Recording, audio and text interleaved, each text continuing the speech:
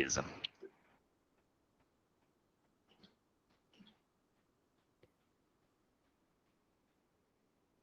Bom, pessoal, boa noite a todos. Para quem não me conhece ainda, eu sou Ana Carolina, sou uma das sócias do Instituto de Psicologia Comportamental. Estamos hoje iniciando aí esse projeto que a gente já vem pensando e trabalhando nele há algum tempinho, de fazer mensalmente algumas análises de filmes à luz da análise do comportamento. A gente vai fazer isso a cada mês de uma forma bem diversificada. A gente vai fazer da análise do comportamento mais tradicional, da terapia de aceitação e compromisso, e das demais terapias, né, que foram surgindo ao longo desse tempo, incluindo a TCC também, todas as terapias que hoje a gente chama de cognitivo-comportamentais ou apenas as comportamentais. Então, hoje a gente está recebendo aqui uma convidada muito querida para mim, né, a Aline.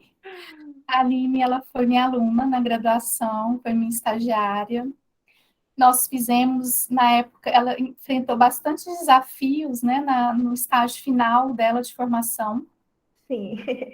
Porque assim que ela começou o estágio, veio a pandemia. Então, ela tinha aí 2 semanas de atendimento e a gente teve que entrar, né, todo mundo no modo remoto. Então, fizemos um tempinho, algumas discussões mais práticas de algumas técnicas da comportamental como um todo, que seriam úteis na clínica, e logo surgiu a ideia de que a gente fizesse um grupo online para atender pessoas na perspectiva da terapia de aceitação e compromisso, pessoas que estivessem lutadas pela Covid, né? Nós tivemos muitas mortes em 2020, a gente ainda não tinha vacinas, então muitas pessoas morreram, muitas pessoas perderam entes queridos. No nosso grupo tinha pessoas que tinham perdido até mais de uma pessoa na família, uma pessoa próxima. Então ela, juntamente com os outros alunos, né, trouxeram essa ideia de a gente montar esse grupo do luto, né, que na época a gente chamou do Grupo Amparo, e foi um projeto muito bem sucedido, né? Nós fizemos protocolo breve em ACT sobre o luto, em breve tem publicação aí sobre isso, já estamos trabalhando nessa publicação, eu e a Aline, sobre esse protocolo, os resultados que a gente teve. E parte, então, como parte das atividades que ela desenvolveu como estudante e agora como profissional, né, já tem aí um ano, né, que ela se formou, acho que é isso mesmo, e ela continua aí, né, focada, né, nos estudos, na dedicação, já está trabalhando com a gente também no Instituto de Psicologia Comportamental. Ela já havia feito essa análise desse filme numa das nossas atividades, e foi uma análise que ficou muito rica, muito bela, e quando a gente pensou em começar esse projeto, eu logo lembrei aí de convidar a Aline para iniciar, né, com chave de ouro, o nosso IPC Flix. Então, agora eu passo a palavra para a Aline, que ela vai falar um pouquinho sobre o filme O Bom Dinossauro. Espero que tenha dado tempo de vocês assistirem, para que vocês possam entender melhor a análise que ela vai apresentar, e assim que ela concluir, a gente abre para discussões, perguntas, percepções de vocês, né, de vocês que assistiram o filme, o que vocês perceberam a mais, complementando o que a Aline vai trazer aqui para a gente hoje. Então, logo, a apresentação dela, a gente abre, então, para essa discussão com todos vocês. Espero que seja um momento de muito aprendizado e agradeço a todos aí pela companhia com a gente hoje. Obrigada, Carol, pelas palavras. É sempre bom ter você como amiga, né, como profissional. Agradeço o convite do IPC, né, do Instituto. E para mim é uma honra poder falar do luto. É um tema que ele mexeu muito com a gente, principalmente por esse contexto que a gente viveu e estamos ainda passando pelo processo ainda de perdas relacionadas à pandemia, né, do Covid. E de uma forma assim bem lúdica, de uma forma bem didática, eu creio que os filmes eles trazem uma riqueza muito grande. E esse filme ele é uma doçura, ele é um filme que gera muitas reflexões. E Obrigada a presença de todos também. Eu creio que tem muitos amigos queridos aqui. Então, é muito bom estar diante de uma audiência reforçadora como vocês. Então, vamos lá. Antes de tudo, eu quero trazer para vocês, né, uma compreensão do que é o luto, né, para que vocês não venham a entrar de fato junto comigo na análise do filme sem entender, né, o que é esse processo. Tá joia? O pessoal que está chegando aí, sejam muito bem-vindos à nossa live, né? Agora a gente vai eu vou dar início aqui à apresentação falando um pouco sobre o processo de luto.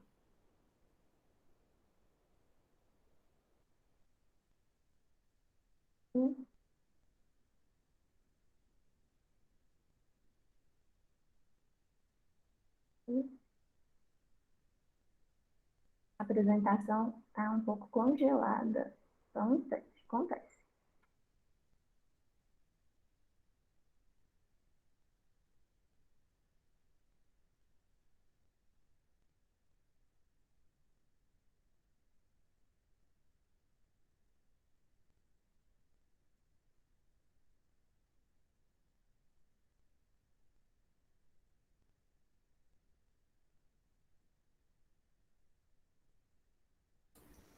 Bom, primeiro, antes de tudo, eu gostaria de trazer uma ideia, né, do que é uma compreensão do que é o luto, né? Então, o luto, ele é um processo e não um estado. Esse é um dos principais conceitos que eu gosto de trazer, né, a respeito do luto, porque enquanto processo, o próprio nome já se diz, né, um movimento, há uma dinamicidade. E um estado já seria algo mais estático, que não é o caso. E o luto, ele não é uma doença. No passado, ele já foi considerado uma patologia, né? Mas ele não é uma doença. Então, o luto, ele é um processo, uma resposta natural do indivíduo, e ele pode ser de diversas circunstâncias. Então, diante de uma perda significativa. Então, existe luto por perda de emprego, luto por uma condição física, né? Uma doença, um diagnóstico, luto por perdas, né? De diversas formas. Então, há ali diante do indivíduo, diante de uma perda, há uma resposta, né, natural e esperada dele, buscando ali um caminho de quê? De adaptação. Porque justamente é nesse processo de luto que acontece uma necessidade de uma reorganização desse indivíduo para se adaptar à nova realidade. Então, assim, é uma mudança que ela mexe de uma forma muito complexa na vida do indivíduo, no seu contexto e nas suas demandas internas também. Enquanto analista do comportamento, eu creio que tem uma comunidade aqui, né, que já é mais que já associa muito mais esses termos da análise do comportamento, né? Eu vou tentar fazer uma mesclagem, trazendo ali uma fala mais analista do comportamento, mas uma fala que possa também abranger o público que também não entende dessas terminologias, mas que possa ter também uma compreensão. Segundo a análise do comportamento, o luto ele implica num conjunto de respostas em interação com o meio. Então, conforme a gente já sabe, né, o indivíduo o comportamento ele é selecionado pelas consequências, né? E isso ocorre de uma forma de interação. O indivíduo ele é modificado, né, nesse processo e ele modifica também o ambiente. Nesse sentido, há um conjunto de comportamentos a serem compreendidos ali. Tanto comportamentos públicos, o que é comportamento público? Aquele que é evidente, né? O que é visivelmente, né? E os comportamentos privados, que são aqueles comportamentos de trás da pele, né? Que a gente fala de sensações, pensamentos, memórias, sentimentos, então tudo aquilo que é privado ao indivíduo, né? Então, o luto, ele implica ali numa perda de reforçadores, né?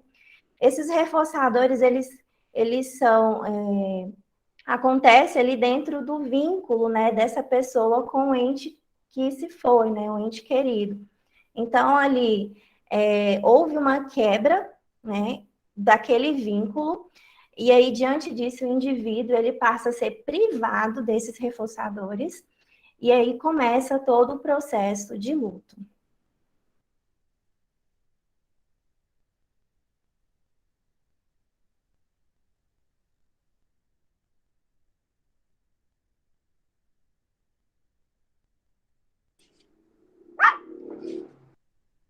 Seu áudio desligou, Aline.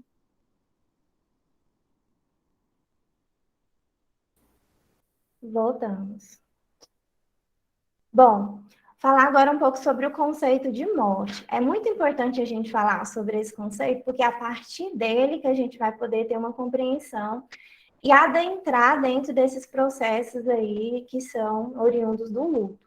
A morte, ela é muito carregada por diversas significações na nossa cultura, né? Então, a gente, desde a nossa construção histórica, a gente vai entrando em contato com certas crenças que são criadas ali no ambiente, né? E reforçadas culturalmente, né? Então, a morte é um tema que ele costuma ser um tema muito aversivo, que as pessoas fogem muito, né? Não quer falar sobre esse assunto. Justamente porque há uma construção histórica aí de diversos símbolos, né? Que significam a morte aí dentro do nosso contexto. E aí há uma cultura da negação da morte, né? Quem nunca, eu lembro na minha infância, né, dessas expressões, né? Bate na madeira, né? Não vai falar para não atrair, né? Virou o chinelo e aí desvira o chinelo porque senão a sua mãe vai morrer, enfim.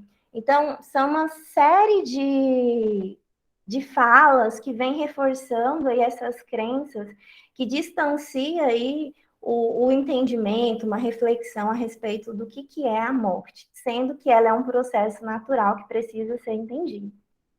E aí nós nos distanciamos desse assunto, até que ele bate a nossa porta.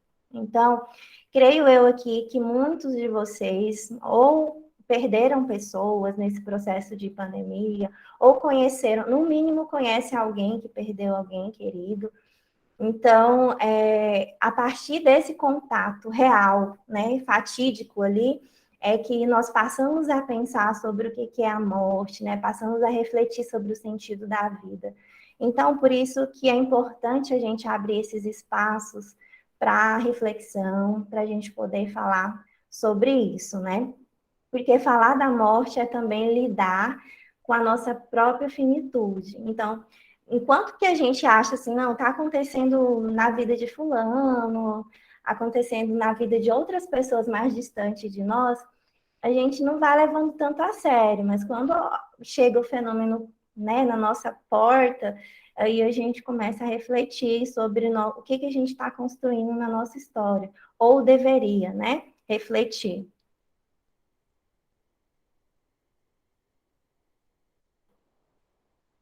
E aí, eu trouxe aqui um conceito, né, de uma psicóloga que ela vem falar muito sobre um tema que eu acho de suma relevância, que é a importância da educação para a morte. Então, a Maria Júlia Kovacs, ela vem falar, né, dessa importância desses profissionais da saúde, né? Então, ela é uma especialista, ela trabalhou ali com pacientes, né, em processo de cuidados paliativos e também especialista sobre a compreensão do luto. E aí ela fez esses estudos e levanta aí algumas problemáticas a respeito aí da necessidade de termos uma educação para a morte. E aí o que a gente vê, né? Ela traz dois pontos que eu acho assim importante trazer aqui também, que é o quanto como que essa morte chega até a gente. Então, ela traz um conceito de morte escancarada, que é aquela morte que é violenta, que é aquilo que a gente vê nos telejornais, né, que a mídia divulga. E esse tipo de morte, a forma como ela é transmitida, ela não gera, né, um processo de reflexão, de conscientização, de compreensão, mas gera um temor, gera, né, uma aversão a poder entrar em contato com isso, né? E junto com essa necessidade que a mídia tem de reforçar, né, essa morte dessa maneira, vem um conceito que ela traz sobre a banalização da morte. Quem nunca assistiu os desenhos, né, Tom e Jerry, né? Então, que os bichinhos, eles morrem, mas eles retornam. Perdeu uma vida, mas ganha outra vida. Então, há uma banalização da morte, como se fosse algo reversível, né? Ali, começando ali desde a formação ali da educação das crianças ali. E isso é até um fator de risco que dificulta essa criança, né? Quando ela passar diante de uma perda significativa, ela poder elaborar de uma forma mais adaptativa. Então, assim, essa autora ela vem falar sobre essa necessidade de podermos ter uma educação para a morte.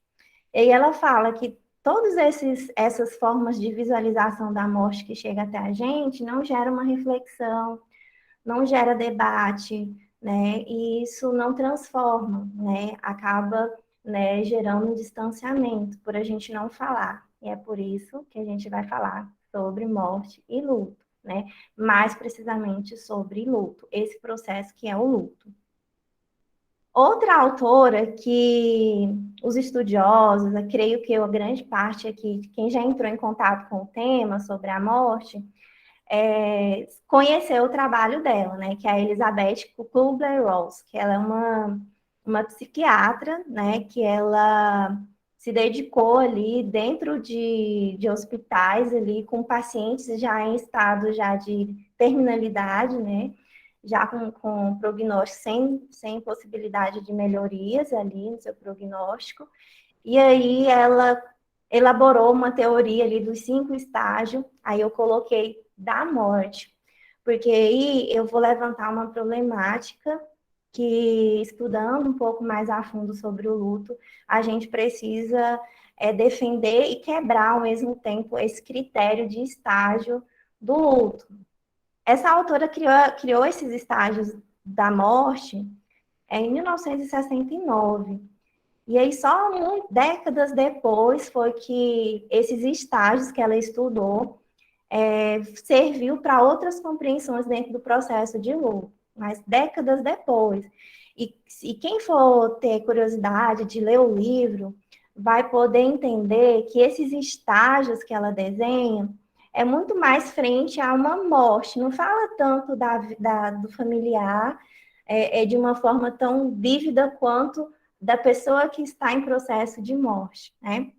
E aí ela fala desses 5 estágios, né? Da negação, isolamento, da raiva, da barganha, da depressão, até chegar na aceitação. Parece que é algo assim, linear, mas a própria autora fala que é um processo que ele transita entre si. Então, por que que eu não quero que saiam daqui com, mais uma vez, um estudo pensando que o luto tem fases? Porque falar em fases é como se colocasse dentro de um padrão, dentro ali de um processo ali que pula, né? Fase a gente já pensa assim, não, passei dessa, vou para outra. Quando, na verdade, o luto ele é essa mistura de sentimento, é esse turbilhão de coisas que acontecem. Então, num dia só, a pessoa que está enlutada, ela pode sentir raiva, ela pode sentir uma negação do que aconteceu. Então, ela pode passar por todos esses estágios. Então, por isso que a gente não vai falar de fases do luto, porque o luto é um processo dinâmico de interação muito mais complexo. Um dos fatores que também a gente tem que entender é que a gente não pode também colocar isso dentro de uma caixinha, porque você vai estar minimizando ali o processo da pessoa que está enlutada, né? Então, já aconteceu de ouvir relatos de pessoas que, mas já estava no tempo de você sair dessa negação, né? Já era o tempo de você passar a processar já, a ter uma aceitação. Então, as pessoas, elas chegam muitas das vezes na clínica com essa ideia, né? Eu li que eu estava lá na negação e agora eu quero entender qual é o próximo passo para eu ir para outra fase. tá? Então, não vamos falar dessa forma, não vamos levar em consideração, né, esses estágios, porque é totalmente separado esses processos. Beleza? Bom, também quero trazer para vocês uma compreensão sobre como os modelos de aprendizagem influenciam a forma como o enlutado lidará com o luto. Então, né, esse termo aí de modelação, muitos analistas já sabem disso, né? Mas nada mais é do que a forma como o indivíduo copia os modelos que estão presentes ali no seu contexto. Como que na minha família, na minha casa, eu vejo que as pessoas lidam ou lidaram no passado com perdas que aconteceram. E aí o indivíduo ele pode ter essa aprendizagem a partir desses modelos, copiando. Meu pai ou minha mãe ou alguém que eu conheço lidou de tal forma. Se essa forma for uma forma adaptativa, ajustada, saudável, então é muito mais fácil esse indivíduo também copiar esse modelo. Também pode acontecer o inverso, tá? Que é o que mais acontece, né? Eu lembro que é muito difícil, eu não lembro, na criação minha, falando um pouquinho aí da minha vida, um pouquinho, o meu pai, ele tem dificuldade, eu sempre vi assim, não, meu pai não chora. Eu era criança, eu cresci, eu pensava assim, meu pai não chora. Já a minha mãe já chora muito. Então, assim, há essas divergências aí, tanto de gênero, pelos homens, né, pela cultura que é reforçada aí, que homem não chora, enfim, tanto também, né, por essa dificuldade de lidar com as emoções, de entender o que elas são, que os nossos pais não tiveram esse modelo de aprendizagem saudável. E aí vem a modelagem, que aí eu trago aqui um pouco da importância da criança, por exemplo, entrar em contato com perdas no decorrer da sua vida, né? Perdas de brinquedos, bichinhos de estimação, né?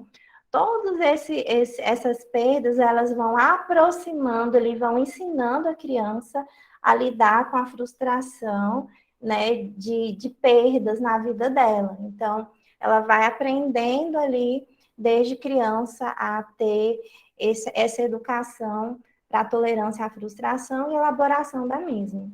Caso contrário, né, traz incertezas, desinformações, crenças irracionais sobre a morte. Acontece muitas vezes quando a criança não sabe lidar, ela vem culpar outra criancinha, né, porque ela não tem mais, né, aquela pessoa, ou enfim, aquele objeto amado que ela tanto amava, e aí a culpa, a outra pessoa também deseja que ela não, na inocência, né, deseja que a outra criancinha não tenha, porque para ela é difícil entrar em contato com perdas e lidar com a frustração. Estou indo rápido demais, como que tá a minha fala aí para vocês? Tá ótimo o ritmo aqui para mim. Então tá bom. Porque tem muita coisa, a gente já passa essa introdução para a gente poder falar sobre o filme, tá joia? Então, eu trouxe aqui alguns fatores também que são mediadores do luto e também fatores de risco. Então, para a gente poder ter uma compreensão, né, da elaboração do luto, a gente tem que levar em consideração alguns fatores. Por exemplo, o grau desse vínculo, né? Essa magnitude, o quão forte, o quão próximo esse ente querido foi do enlutado. Isso vai determinar a forma como ele vai elaborar o processo de luto. Outro fator que é a condição da perda. Foi uma perda traumática? Foi uma perda inesperada, né? Cheia enfim, de reviravoltas?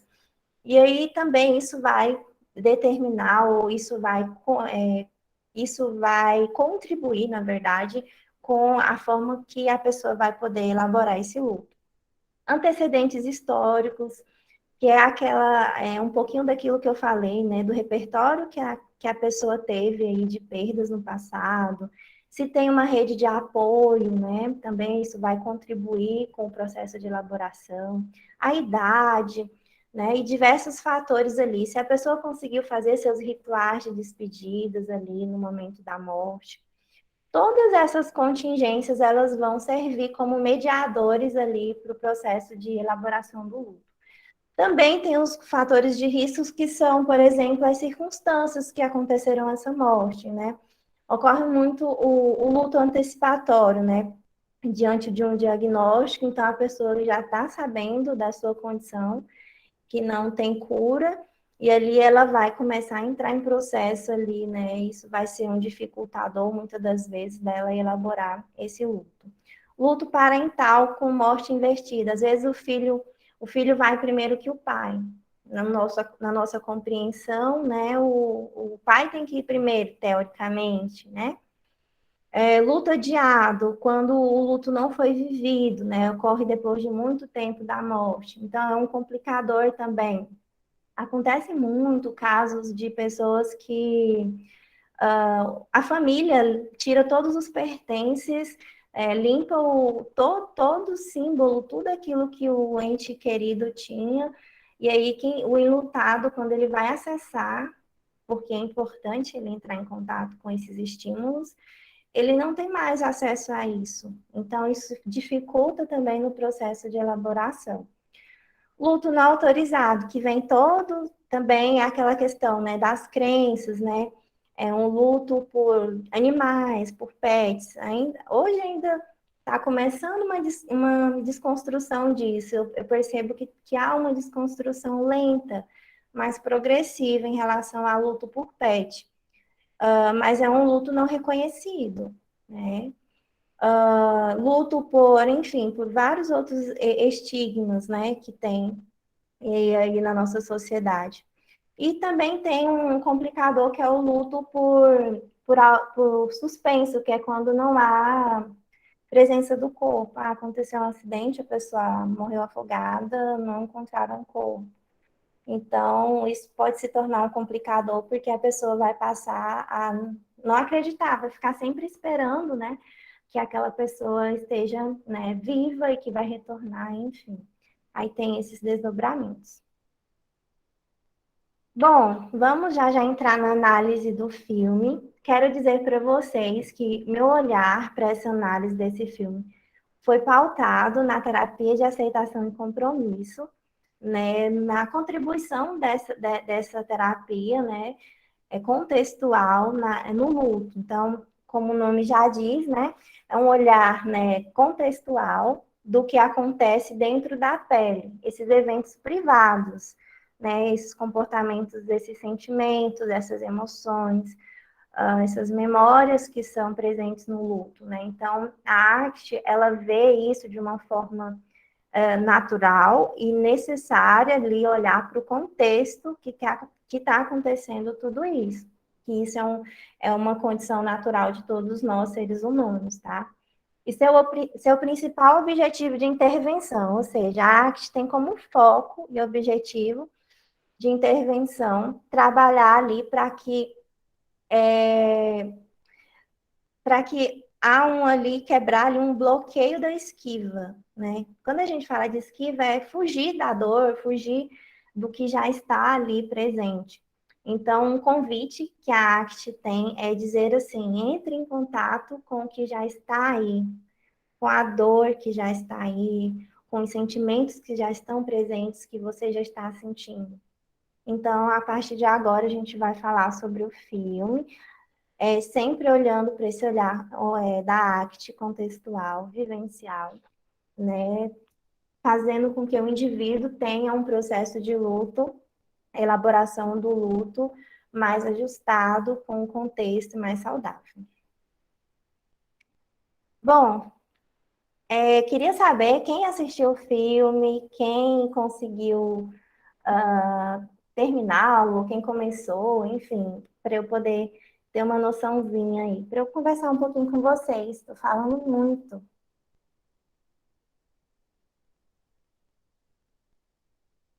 Um de cada vez.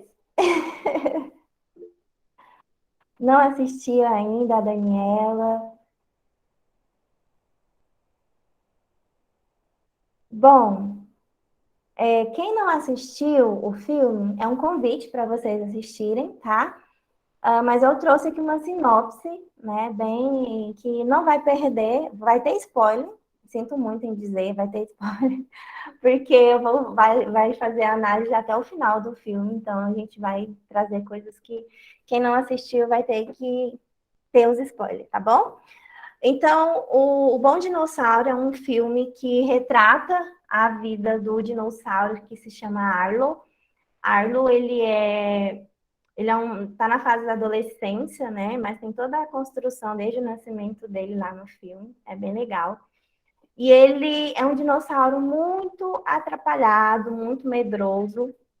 E a sua família vive nas montanhas e a família vive da agricultura.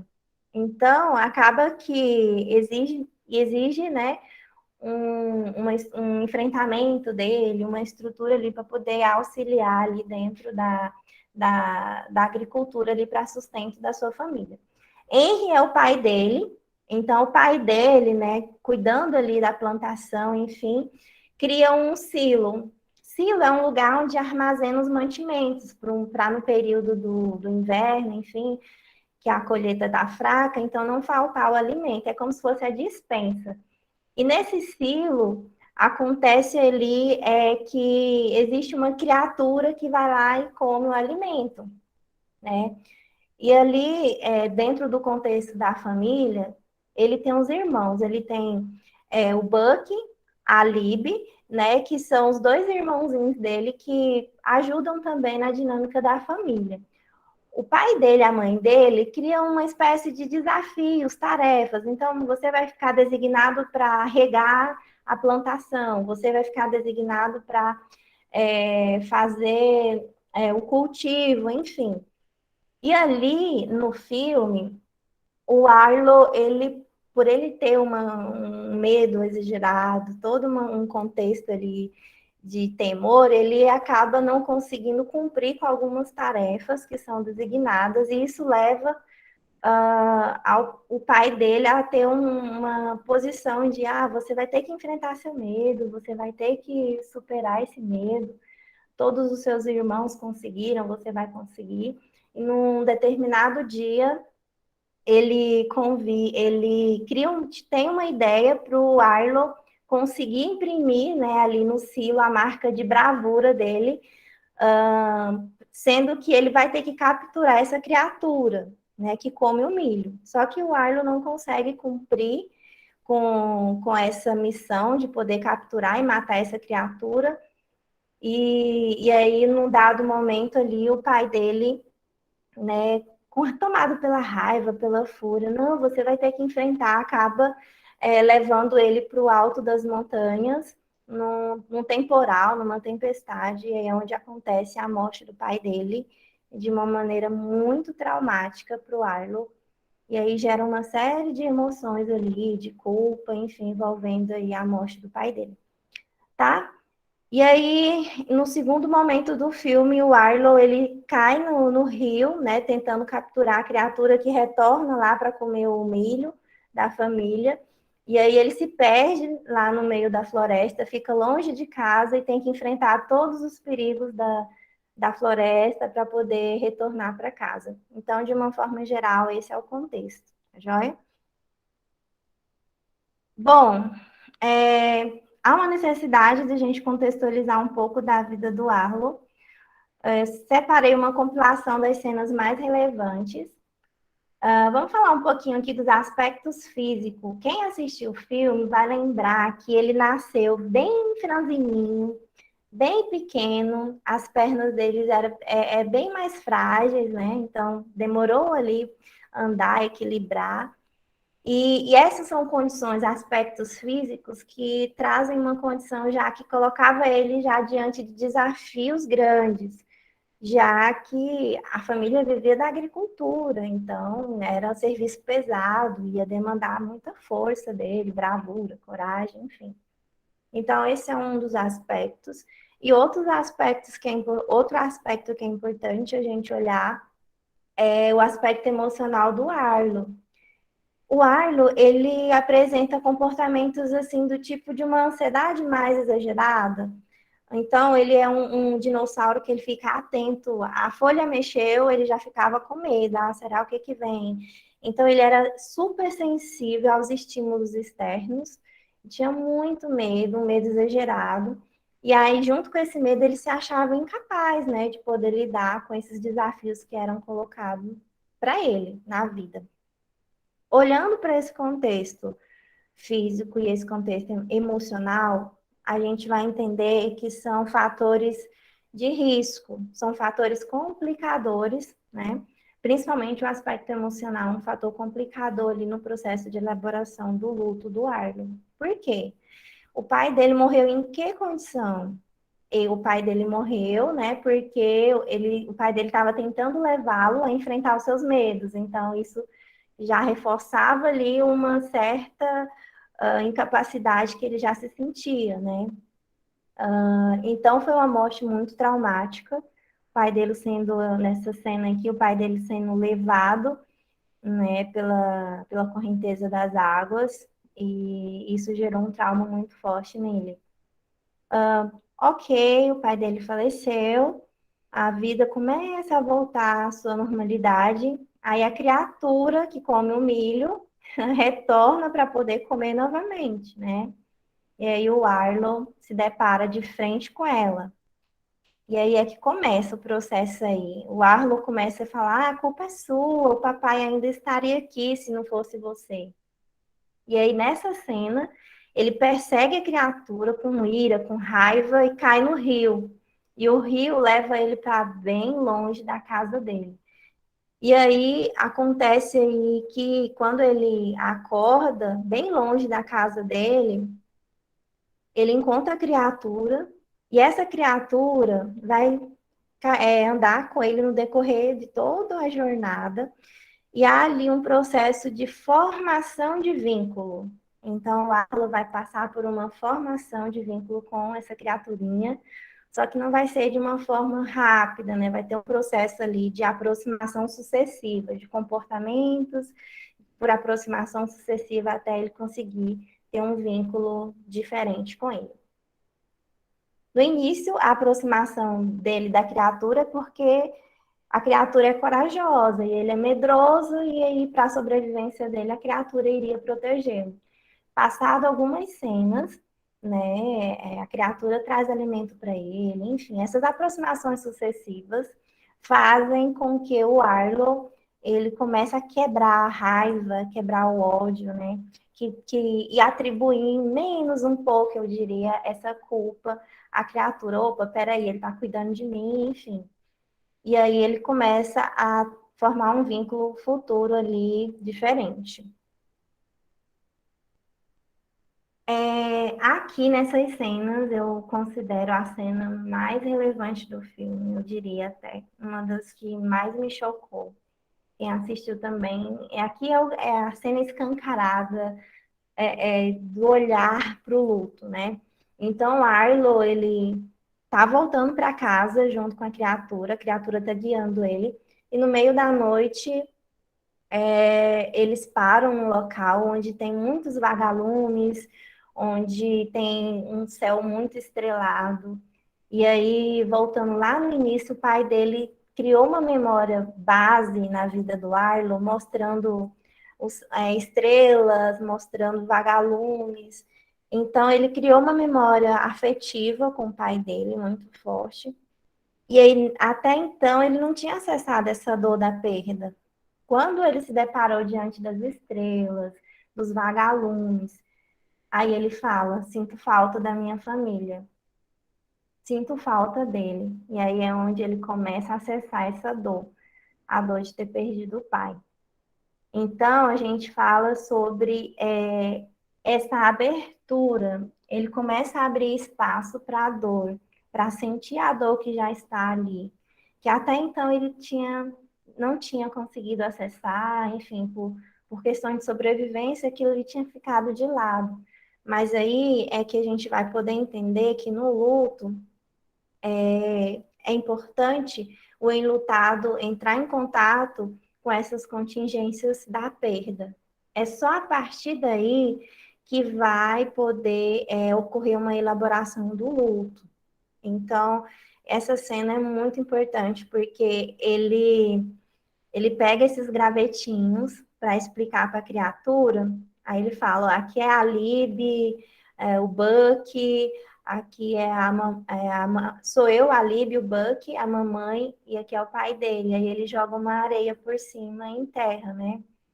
E aí ele fala para a criatura: você não entende, né? E aí a criatura pega e representa a famíliazinha dele. Ele levantou 2 gravetinhos e ele. Aí ele derruba os 2 gravetinhos e fica ele. E aí, nesse processo, o Arlo olha e poderia pensar assim: poxa, eu não estou sozinho nessa. Tem alguém também que passou por isso que eu estou passando. E aí é um processo que eu chamo de identificação com a dor do outro, né? E aí eles começam a uivar, né? O Arlo também vai uivar. E aí é jogando para fora essa dor, é acessando isso, é um processo, é um momento de tristeza, é um momento de entrar em contato com essa dor de fato, tá? Como eu falei lá atrás, a morte do pai dele foi uma morte muito traumática. Então, se foi um evento traumático, gerou ali um estímulo ali de grande, estímulos aversivo ali para o Arlo, né? Então, ele estava voltando para casa, começou uma tempestade. Quando ele vê raios, vento, chuva, temporal, há uma equivalência de estímulos ali ligados à perda. Então, provoca o quê? Flashback. Tudo aquilo provoca nele, né, a lembrança do evento da morte do pai dele. E isso leva ao processo que a ACT fala de esquiva experiencial. Esquiva, fuga da experiência. Então, ao invés de enfrentar, como ele está ali paralisado na dor, no trauma, ele fica ali preso nessa esquiva experiencial. E aí o que acontece? Ele começa a correr do lado contrário. Eu acho isso muito profundo, porque na ACT, a gente, quando olha para um cliente que está em processo de esquiva experiencial, a ACT vai guiando ele a entrar em contato com a dor para que ele consiga ir em direção a uma vida significativa, o que é valioso para ele. Só que quando ele está ali na esquiva experiencial, ele não consegue, ou ele paralisa, e muitas das vezes essa paralisação, às vezes, distancia ele do que é importante. O que ele faz? Ele começa a correr na direção contrária. O que ele queria não era ir para casa? Era, mas aí ele está paralisado, então ele corre na direção contrária, distanciando ele do que lhe é valioso, a sua família que ficou. Tá? Carol, quer fazer alguma contribuição? Pode continuar, depois fazemos todos. Ah, tá joia. Então, diante dessa paralisação e fuga do Arlo, por conta do trauma dele, ele passa a ter outras cenas um pouquinho mais para frente, no qual ele passa por uma vulnerabilidade. Ele começa a enfrentar as contingências aversivas, né? Ele encontra ali outros dinossauros, tiranossauros, e ali eles dão uma missão para ele rebanhar essa manada, esses bois. E aí ele tem medo, né? Ele é super medroso, né? Então ele começa a se vulnerabilizar nessa cena. E aí ele sobe nessa pedra, dá um grito, e aí ele começa a ver, poxa, eu sou capaz, né? Então ele começa a seguir a manada junto com os tiranossauros. E o tiranossauro oferece modelo de enfrentamento, né, das contingências aversivas.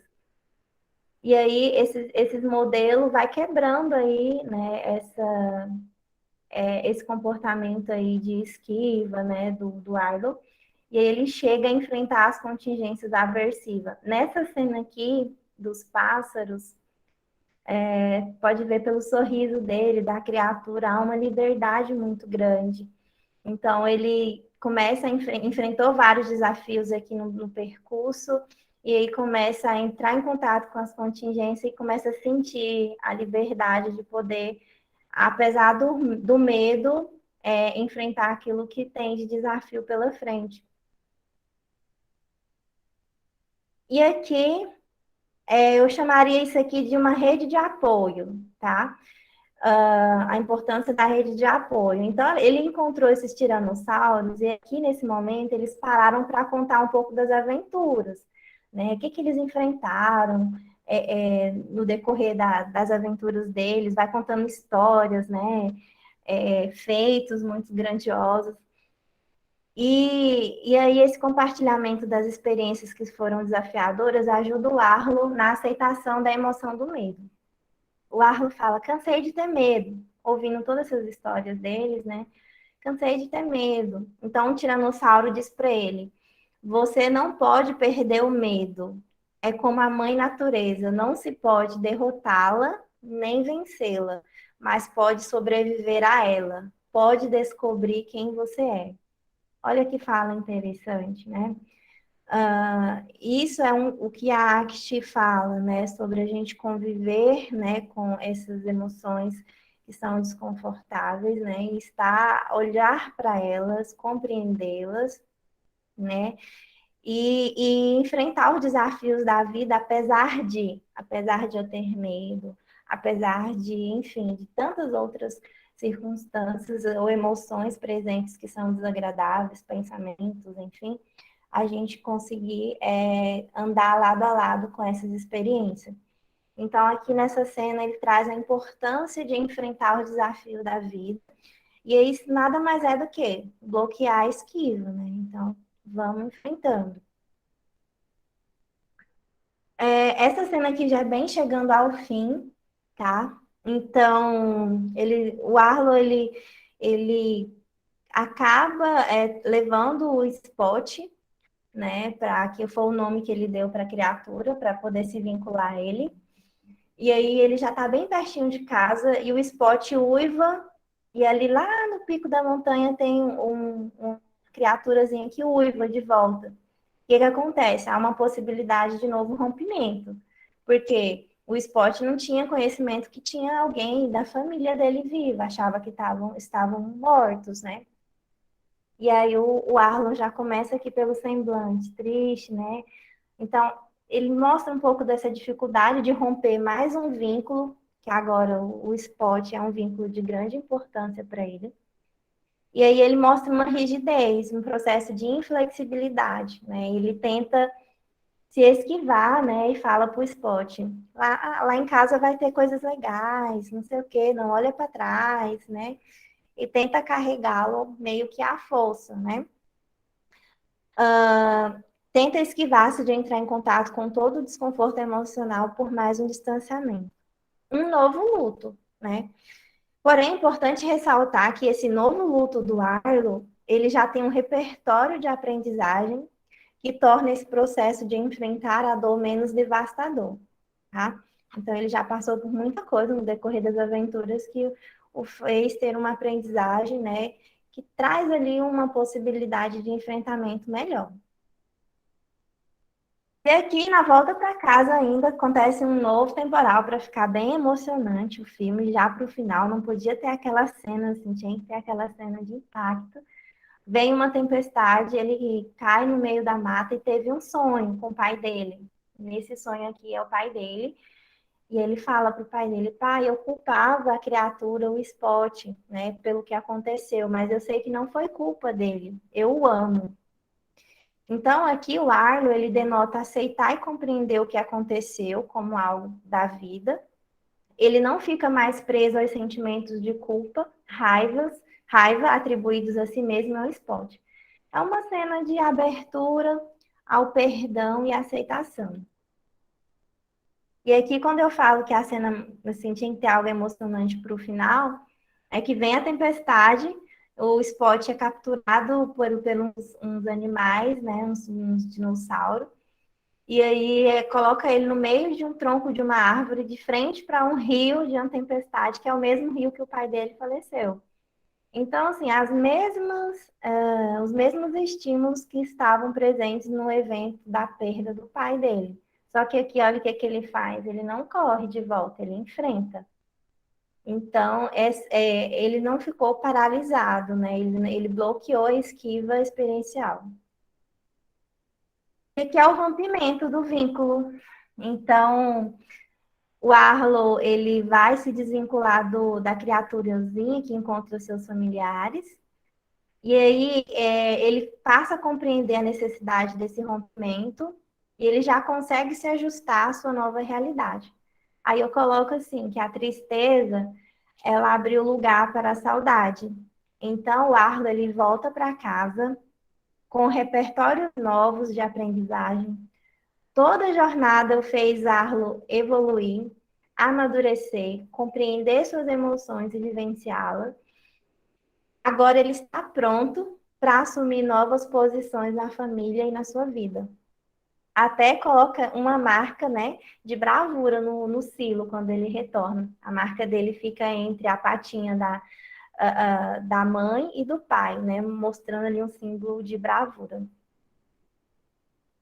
Bom, esse é o fechamento da análise do filme segundo a ACT, né, a Terapia de Aceitação e Compromisso. Agora, Carol, queria que você, né, aqui mais para frente tem só algumas coisas que é para reflexão a respeito do luto, mas eu gostaria de ouvir você agora, falando um pouquinho, tá bom? Bom, na verdade, eu vou abrir primeiro, né, para as pessoas que assistiram o filme ou para que entenderam aí um pouco da análise, mesmo sem ter assistido, né, ao filme. Então, eu queria primeiro convidar o pessoal à participação. O que vocês acharam aí dessas principais cenas e dessa análise que a Aline trouxe para a gente?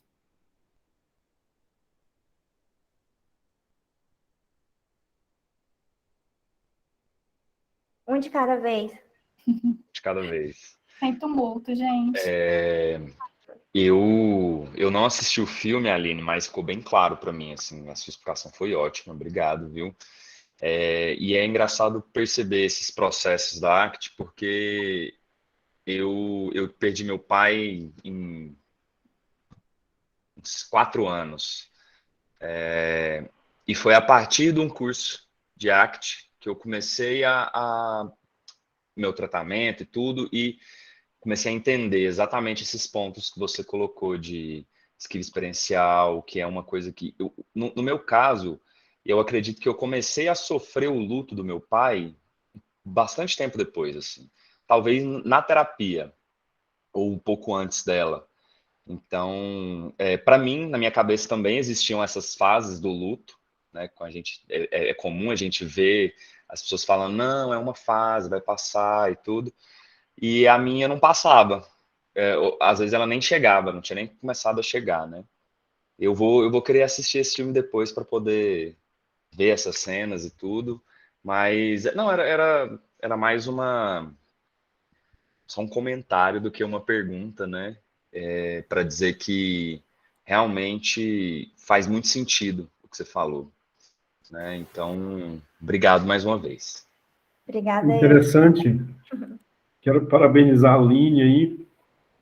Como que a gente consegue ver o hexagrama na sua fala e como que o dinossauro aí, medroso, né, ele desfusionou.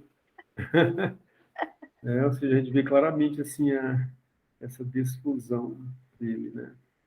Então, muito joia, uma grande contribuição, viu, Aline, que você Obrigada, traz. Nilton. Eu até pensei em uma cliente minha que mora em Las Vegas, e eu estou fazendo o processo dela com a ACT na questão da perda do pai, que ela não viu o pai, que o pai morreu aqui no Brasil, né?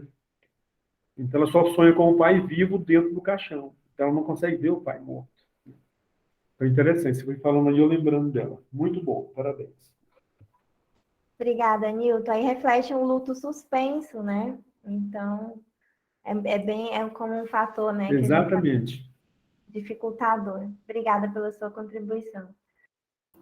Só complementando, só pegando o gancho aí que o Nilton acabou de dizer, né, do processo de desfusão, como isso aconteceu em vários aspectos, inclusive na desfusão do self, né? Que eu acho que foi muito essencial nesse personagem, porque como ele ficava paralisado, sempre no processo de esquiva experiencial, ele não enfrentava situações. Então, quando eu não enfrento, o medo persiste.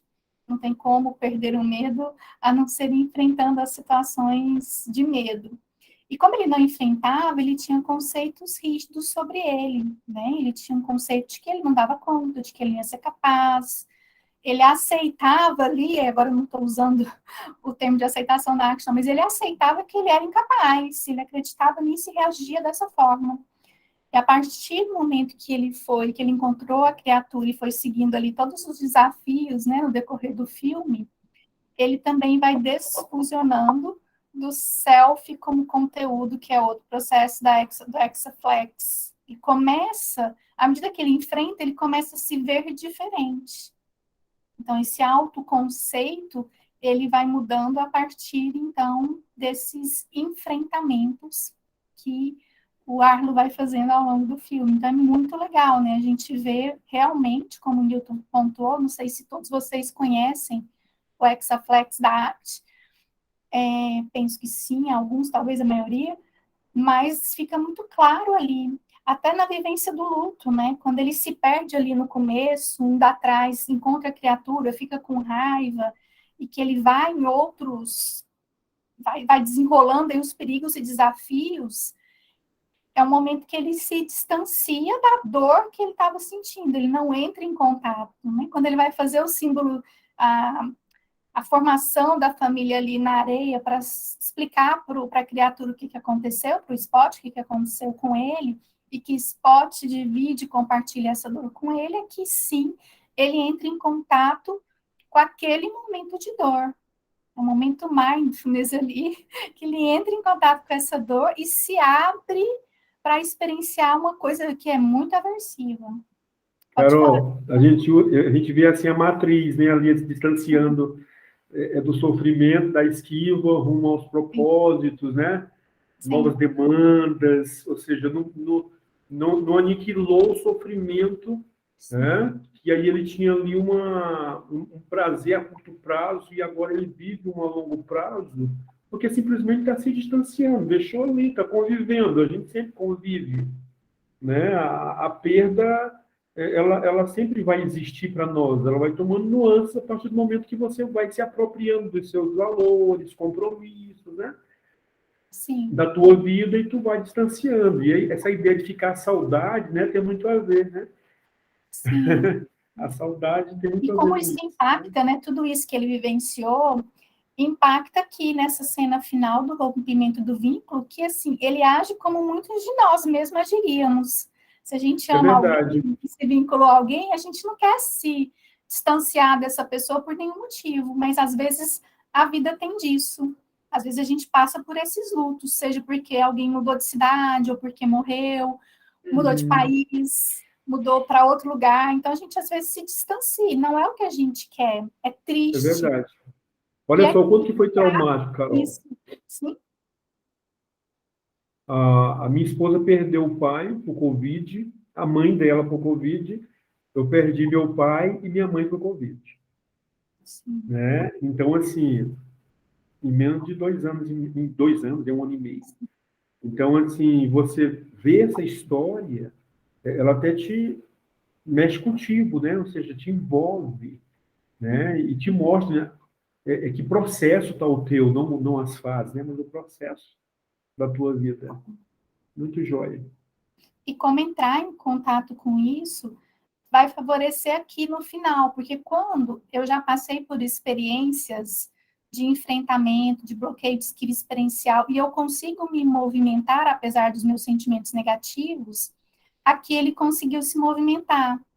É quando ele estava sofrendo com a perda do Spot. Spot viu que ele estava sofrendo e volta para ele insiste que o Spot vá, né, com seus semelhantes, aí, com a família que ele encontrou de semelhantes dele. Por quê? Porque ali ele entende que, apesar da dor, aquilo ia ser melhor para o Spot. Que é quando a gente abraça mesmo a aceitação. É aversivo sentir isso, às vezes a gente não quer perder alguém.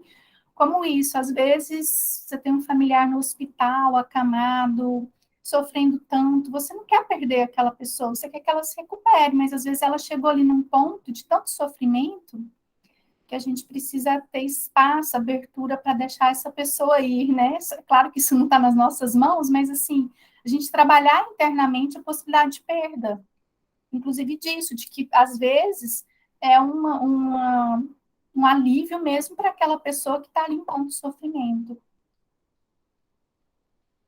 Bom, não vou falar demais, Então, não, porque tem mais pessoas eu achei querendo falar. interessante quando a Aline pegou aqueles exemplos da criança, quando perde o brinquedo, quando perde, né? E às vezes a gente quer substituir ali de imediato, sem deixar ela viver aquele momento da perda, entender esse momento de ver que é uma construção, né? Isso, né? E o quanto que a gente pode favorecer as crianças, nossos filhos, sobrinhos, né? Sim. A viver essa questão da perda, porque lá fora é o que ele vai mais enfrentar no trabalho, na vida, né? É o que ele vai enfrentar.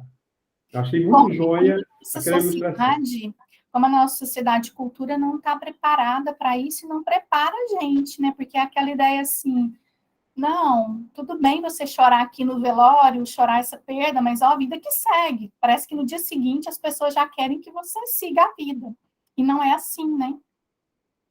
Depende daqueles fatores que a Aline falou. O quanto essa pessoa é próxima, qual o grau de força desse vínculo. Depende muito de vários aspectos.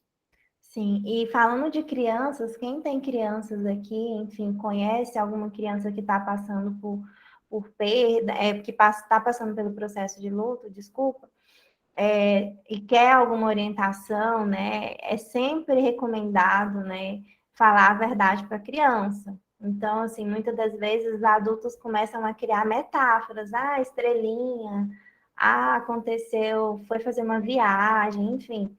E essa forma de falar e de explicar para a criança não ajuda ela na compreensão real, vai criando ali muito mais crenças irreais da morte e não vai ajudar. Então, se você quer ajudar a criança, ser, claro, acompanhando o nível de maturidade dela, ali, o desenvolvimento dela, você vai chegar para ela, você vai falar o que é a morte, você vai explicar que é normal estar triste, é importante isso, falar também dessas emoções, se quiser falar, ela vai estar ali para ouvir.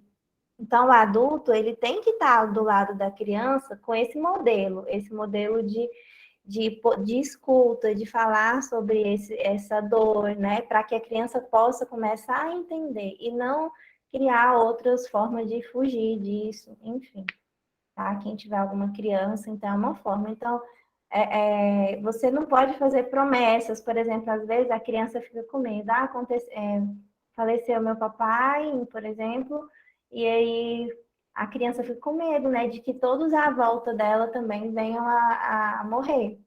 E aí, muitas das vezes, no ato de desespero, o adulto fala, não, eu prometo para você que não vai acontecer, que eu tô aqui, que nada de ruim vai acontecer comigo. Você não pode fazer isso, porque na vida, né, você não tem garantias de que isso não venha acontecer. Só que para que você fale de uma forma menos agressiva, claro, você pode falar que não precisa essa criança se preocupar com isso no momento, de que está aqui, eu estou aqui presente para você, e não precisa você se preocupar com isso agora, tá? Então, oferecer para ela que ela está num ambiente que dá apoio e suporte para ela, e não dá garantias que você não possa cumprir, né? É só uma contribuição a respeito de quem está com criança passando por isso. E aí a gente volta para uma necessidade extremamente importante, porque se os pais adultos dessa criança, eles próprios não têm ferramentas adequadas de lidar com o luto, eles não vão conseguir seguir aí parte dessas orientações que a Aline estava colocando. Então, a gente precisa começar a trabalhar isso na gente, adultos, porque a nossa cultura não favorece isso. A Aline vai indicar daqui a pouco alguns livros para vocês, mas vou me antecipar em um que eu acho que não está na lista dela aí, que é um livro que eu li recentemente e que eu achei fantástico e indico para todo mundo. O livro se chama Tudo Bem Não Estar Tudo Bem. O subtítulo é Vivendo o Luto e a Perda em um Mundo que Não Aceita o Sofrimento. Gente, é um livro fantástico. Fantástico, fantástico. Então, recomendo para quem gosta aí desse assunto do luto e se aproxima muito do que a ACT trabalha, com esses elementos de aceitação mesmo, de que, ó, tá tudo bem, você não tá bem mesmo. Aceita essa dor, vive essa dor, é o que tá aí, é o que tá acontecendo com você agora. Só que a gente vive numa cultura que não tolera o aceitar a dor.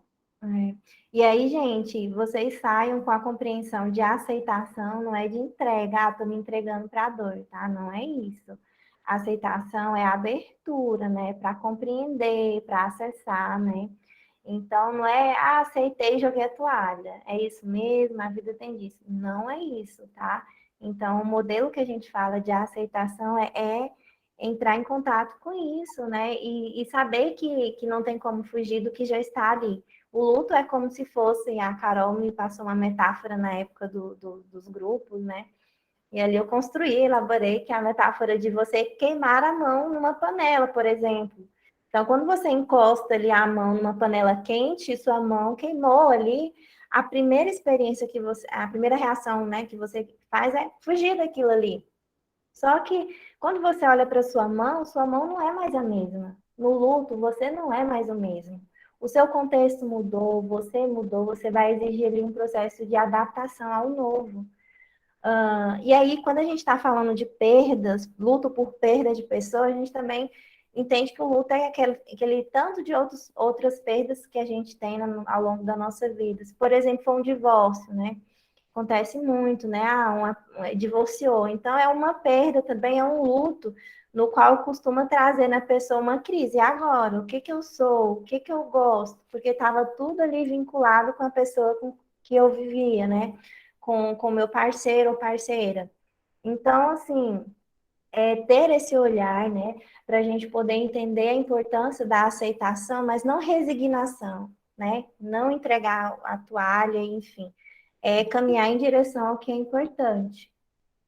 E aí, assim, eu gostaria de trazer, só para finalizar, algumas metáforas que o livro da Ana Cláudia Quintana Arantes, ele me revirou, sabe? Aquele tipo de leitura que te revira ao avesso, que depois você volta, você lê, que a morte é um dia que vale a pena viver. Não sei se alguém conhece esse livro, mas ela traz umas reflexões que eu gostaria de trazer para vocês, porque são reflexões que eu quero que vocês saiam daqui com elas, entende? Além de compreender o luto, eu gostaria que isso provocasse em você o que gostaria que fosse pelo menos um pouquinho do que ela me provocou, né, da leitura. E aí, Carol, eu vou só passar esse slide aqui, que fala sobre, eu quero ajudar alguém que está passando por luto, né? O que eu falo? O que eu não falo?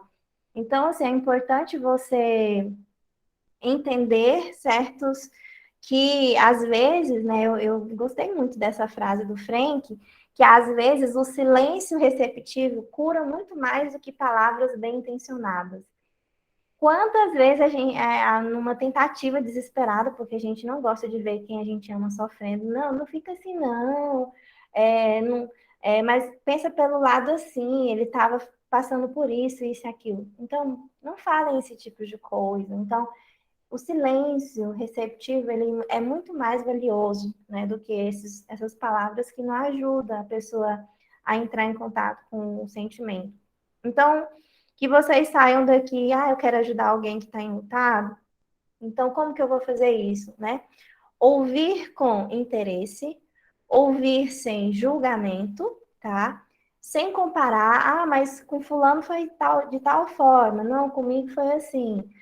Ouvir sem minimizar, né? Mas por que você está chorando tanto? Você tem um trabalho, você tem, enfim, começa a colocar justificativas que vai minimizando a dor ali do enlutado.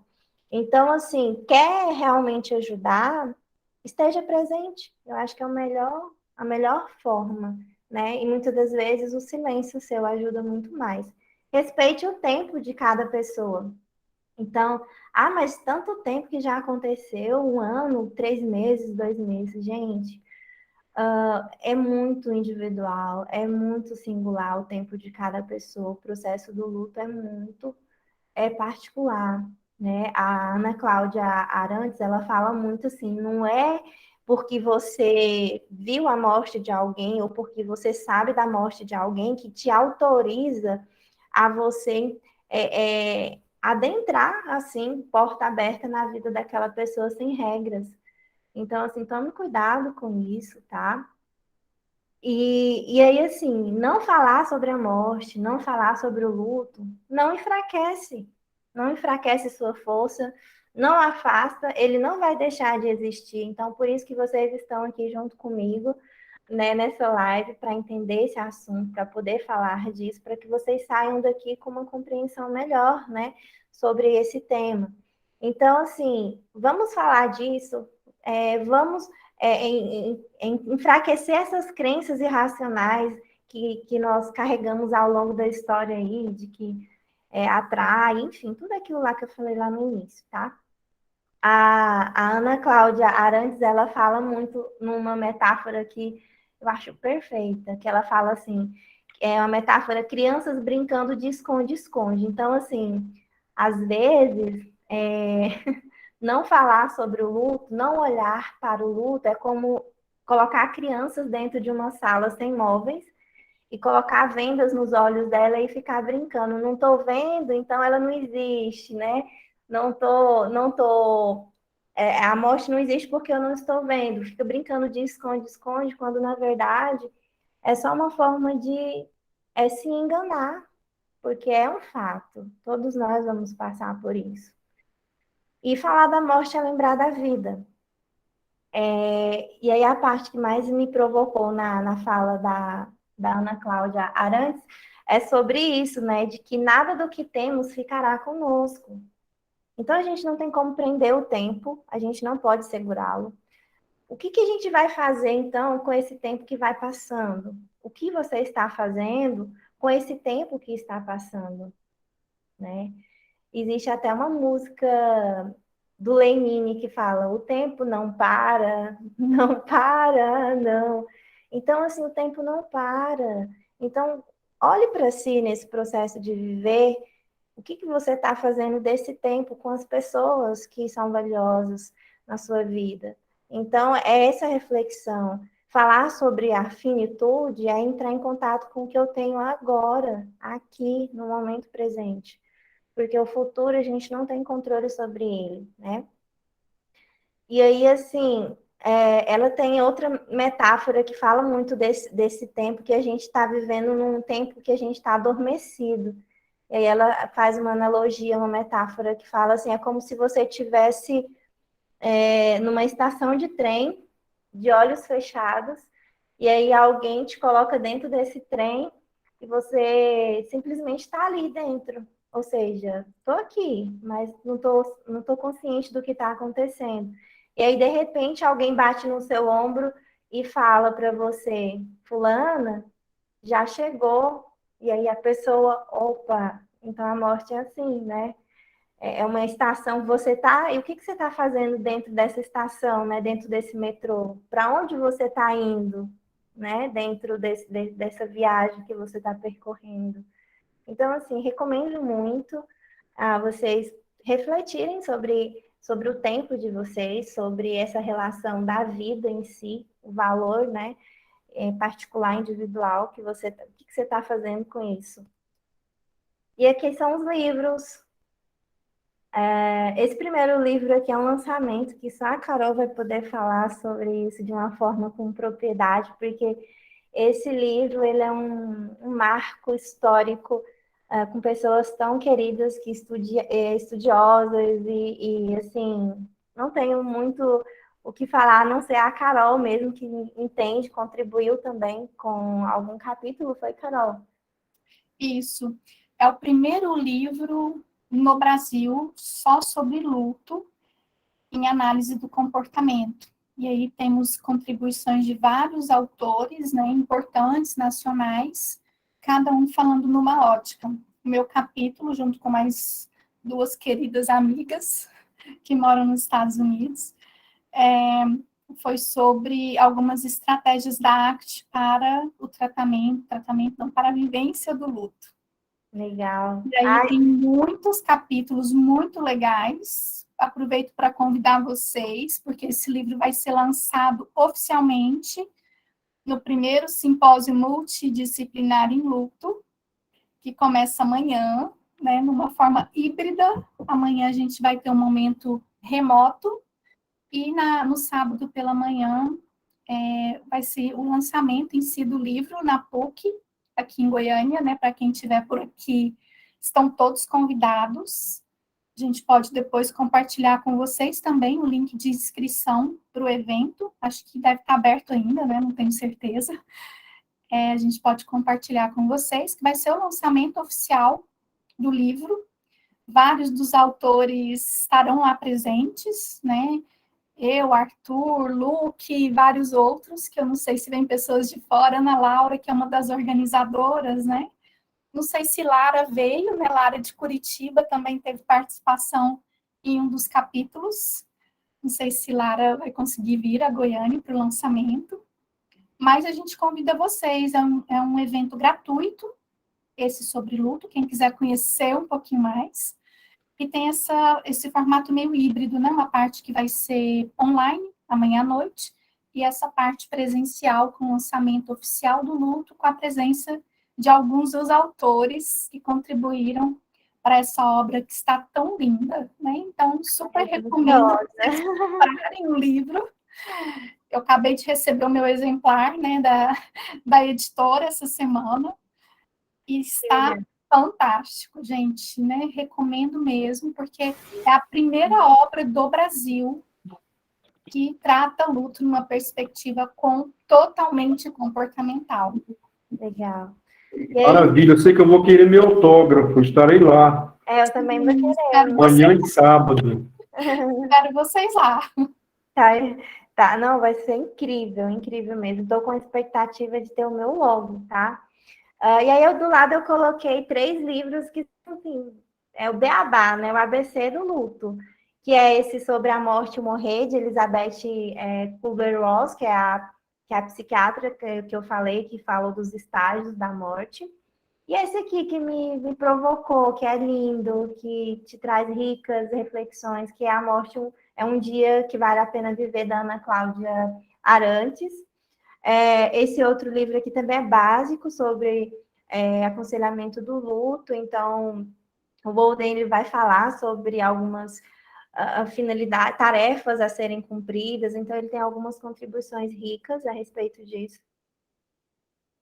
E eu termino com uma frase muito linda. Quem assistiu Piratas do Caribe? É um filme fantástico. Então, tem uma frase que fala assim, ó: quando estamos perdidos, a gente encontra lugares que, se a gente soubesse onde estavam, jamais teria encontrado. E é nesse espaço de tempo que conheceremos caminhos absolutamente inéditos dentro de nós mesmos para chegar a um lugar incrível. Que lugar é esse? A vida. Então, se perder faz parte do processo da vida, tá? E é nesse espaço que a gente vai se reencontrando. Então, assim, gente, eu quero agradecer imensamente. Eu estou com o coração, assim, cheio de gratidão por estar aqui com vocês, por vocês terem vindo, né, ouvir sobre esse tema que eu preparei com tanto carinho, e vocês serem, assim, uma audiência tão reforçadora. Obrigada aos meus amigos que estão aqui comigo, Daniela, André, enfim, senão vai ficar com ciúme, não dá para falar de todo mundo. André, meu digníssimo esposo, que é o meu principal apoiador em todos os meus estudos, na vida. A Carol, que é, assim, a minha pessoa, sabe aquele filme de Eu Tenho a Minha Pessoa? Então, eu tenho a Carol na minha vida enquanto uma pessoa de uma preciosidade muito imensa. E é isso, né? Aproveito, acho que eu vou fazer um pouco do meu mexão, tá, Carol? Fica à vontade. Então, assim, eu atendo, né, aqui no Instituto presencial, atendo também na modalidade online.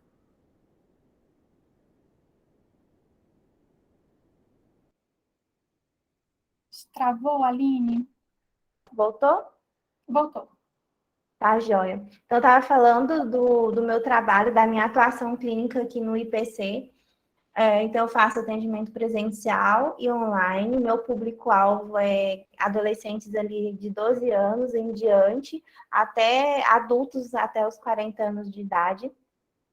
Estou fazendo pós-graduação em terapia cognitivo-comportamental, estou finalizando já, que também é uma abordagem que me ganhou, e depois veio um processo de mergulhar ali dentro da ACT, né, por conta aí de várias vivências com a Carol, estágios. E aí, assim, gente, quem quiser, né, interessar, né, entrar em contato para poder entender melhor como que é a minha atuação, estou à disposição. Parcerias para trabalhos acadêmicos. Ai, tem um pet aqui, não acredito. Que lindo. O Newton. Obrigada pela presença do seu pet, Newton. Então, gente. A paçoquinha. A Ah, paçoquinha. adoro. Então, gente, eu deixo aberto aí o convite também a vocês poderem conhecer o IPC. A gente tem cursos riquíssimos. A Carol está lançando aí com a galera aqui do IPC cursos riquíssimos. Sigam o Instagram do IPC também. E a gente sempre vai estar colocando novidades aí na página para vocês poderem estar aí entrando em contato com a vida, né? Dos analistas do comportamento, o que acontece de novo aí dentro desse mundo da análise do comportamento em si, tá bom? Então, gratidão, tá? Muito obrigada. Muito obrigada, Aline. Foi riquíssima, né, a sua análise, a sua presença. A gente só tem a agradecer mesmo, né, pela sua presença na nossa caminhada ali do IPC, né? A nossa bem antes disso, eu e você. E parabéns, né, mais uma vez. Tinha certeza que você faria uma excelente análise desse filme que é tão fofo mesmo, tão lindo, e para quem não assistiu, vale muito a pena. Isso mesmo, é um filme muito fofo. Gente, obrigada, viu? E precisando aí da gente, pode entrar em contato. Estamos abertos, tá bom? A poder refletir, a poder formar parcerias, enfim. Obrigada, Newton. Quero poder conhecer o seu trabalho de mestrado, tá? A gente vai dialogando. Sim, com certeza. Já tem uns desafios Obrigado a vocês. de escrever participação de capítulos em livros aí, que a Carol já me deu missão aí. E eu tô cheia de coisas aí para fazer, mas eu sempre arrumo um tempinho, viu? E aí, gente, quem tiver ficado interessado no simpósio e quiser o link, chama a gente no direct lá do IPC, que a gente manda para vocês, tá? Pode chamar lá, dar um oi no direct e pedir o link de inscrição para o simpósio, que vai acontecer esse fim de semana. É um simpósio gratuito, muito rico, e que vai ter aí a venda do livro presencial lá no sábado, e parte dos autores também e organizadores estarão lá lançando esse livro, que foi feito com muito carinho e com muita dedicação por todos nós. A gente agradece a presença, esperamos encontrar vocês no próximo IPC Flix, daqui a um mês. A gente vai lançar depois no Instagram qual será nosso próximo filme e quem será a nossa próxima participante ou participante. Muito obrigada, Aline. Obrigada a todos. Obrigada a todos os meus amigos. Um beijo, um abraço bem forte. Tchau, tchau, pessoal. Boa noite, bom descanso. Tchau, tchau, gente.